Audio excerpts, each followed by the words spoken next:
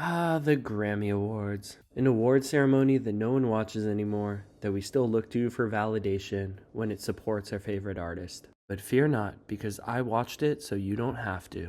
These are the top 10 moments from the Grammys in not any particular order. If you are anything like me, you often question the fits that are present at these award shows. And honestly, I didn't think there was any way in hell anyone was going to top Kanye's wife. But in this age of extremes, how could I be more wrong? Because wow, Chappel roan just went. I would let the image speak for itself, but YouTube will not allow that. I don't know who the architect was behind this dress, but her tips are holding up the structural integrity of this entire outfit. She's literally using rings to hold up her dress. And I support her choices, but people wonder why I don't understand fashion. Bad Bunny won Album of the Year, beating out the likes of Tyler the Creator, Kendrick Lamar, Justin Bieber, and Lady Gaga. All of this just a week before his Super Bowl performance at Levi's Stadium. Now, Trevor Noah, the host, tried to derail things. Trevor tried to get Bad Bunny to perform before the Super Bowl and breach his contract. And eventually, Bad Bunny kinda gave in.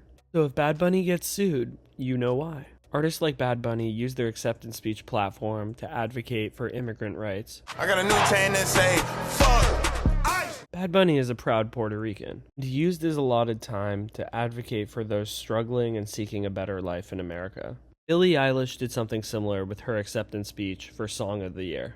She used the rest of her allotted time to express that no one is illegal on stolen land. Now, there's going to be a large segment of the population that doesn't want to engage with any of these arguments, and predictably they're going to try to discredit these opinions by just portraying them as rich people that are out of touch. If you still can't get the songs from the musical Wicked out of your head, you're going to be horrified to realize that Defying Gravity just won the Best Pop Duo Group Performance Award.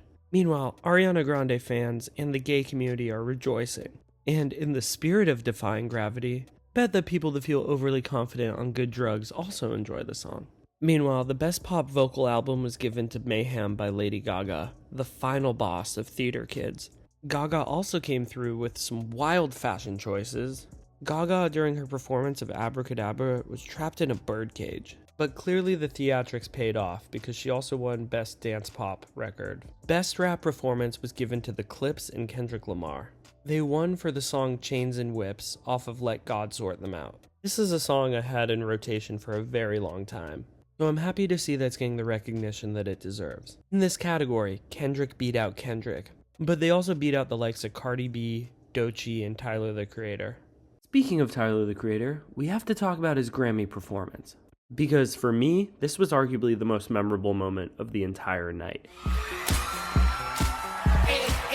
Tyler the Creator ran over himself. Then he started flirting with a girl by bathing in gasoline. Then, for some reason, he lit a stick of dynamite and then metaphorically disconnected his controller. Then, after being AFK for a minute, exploded in a wreck of an inferno. You could see the transition from his green Chromacopia suit to his red Don't Tap the Glass outfit.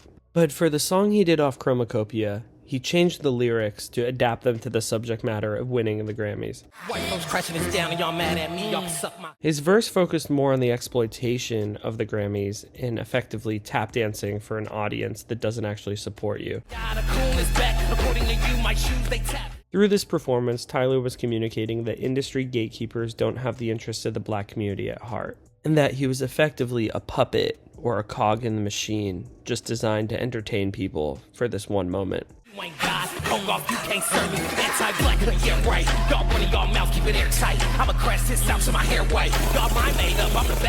This outcry is very in line with Tyler's previous statements about the Grammys. Tyler has been critical of what the Grammys represent in the past. Notably, he took issue with how his album Igor was being categorized as an urban project. He didn't appreciate the way that black artists were being boxed in a certain way, because he thought his album was more accessible. The project was effectively categorized as a rap project when he hardly did any rapping on it at all. So at that point, it becomes a lot more suspicious. This in many ways was similar to how Beyoncé wasn't accepted for having a real country album because she's Beyoncé. But if you were to listen to Cowboy Carter, it's as country as anything else that's out right now.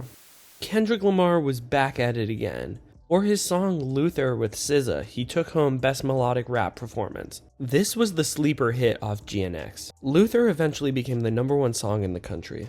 He accepted this award with SZA, his TDE label mate, and from personal experience, it was really cool to see both of them perform this live. Check out my video on that concert if you're interested. DJ Mustard got a massive shout out because GNX won once again. It's not even newsworthy at this point. Kendrick won Best Rap Song for TV Off. Kendrick had such a monumental night. GNX also won Best Rap Album of the Year.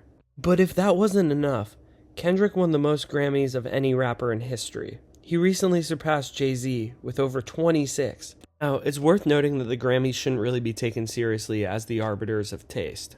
They are horrifically inconsistent and do not often reflect the will of the people. They're not always in tune with what people are actually listening to. They're more trying to fulfill a quota of what is approved, what is the industry standard. The Grammys function as the industry, so anything that is truly countercultural or revolutionary, if it gets endorsed by the Grammys, it's either being co-opted or it's a sanitized version of radical music that you're supposed to hear. So take any Grammy win with a grain of salt. That being said, to put my biases on the table, when they give albums I like awards, I suddenly pretend like the award means something again. We all start clapping like seals and pretending that the Grammys are credible. Certain wins feel like they're politically motivated. Like for example, if an artist doesn't show up to the Grammys, then they're most likely not going to win the Grammy. The anonymous evaluators struggle to evaluate things credibly. Grammys have a reputation for being notoriously out of touch. Some of their biases seem like they're from people who don't actually listen to the music. With a predominantly white audience of evaluators, the Grammys fail to understand the significance of certain musical albums that they're evaluating, because the life experience of certain evaluators doesn't line up with the perspectives showcased in the music. Okay, quick speed run. Childhood me got really excited when Bruno Mars performed. Jelly Roll also won a Grammy. And maybe the biggest surprise of the night was that Supreme Court Justice Ketanji Brown Jackson was actually nominated for a Grammy for an audiobook. So do whatever you want with that information. In other news, Pharrell won the 2026 Dr. Dre Global Impact Award. As much as I grew up on and admire a lot of Dr. Dre's work, it is a little weird that we've given him this entire award category. A quick glance at his history will let you know exactly what I'm talking about. This is the last year the Grammys will be hosted by CBS. Tried to make a big deal out of it, but I don't think anyone cares. The show has decreased in popularity almost every year as digital technology has evolved and people have just spent all their time on social media. So, in conclusion, the Grammys are a waste of time. You just spent a few minutes of your life wasting time to figure out why it's a waste of time. Follow the madness.